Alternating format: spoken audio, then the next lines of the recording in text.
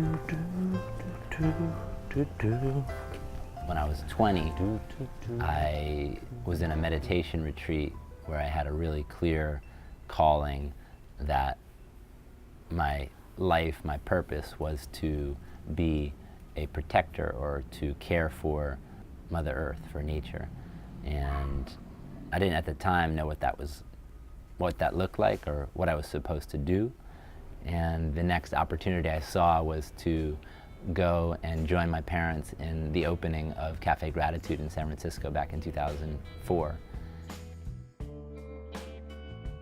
And really what we've been doing is building enterprise and organization that's not only promoting healthy, organic, plant-based food, but really using the restaurant environment to create community and also promote personal and professional development.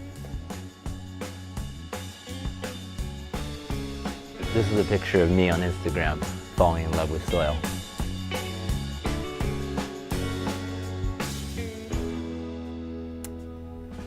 My path really changed 6 years ago when I went to New Zealand.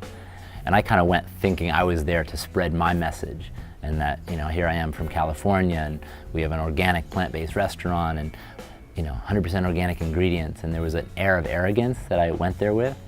And really what I came away with was just this profound life transformation. I watched a guy by the name of Graham Sate speak on soil. I've spent the last 20 years of my life researching and sharing information linked to the links between soil health, human health, and planetary health. And that was when I fell in love with soil and really understood regenerative agriculture, and that soil could be the great redeemer for human destruction on this planet. And so now I've taken on the personal mission of having other people, all people, fall in love with soil.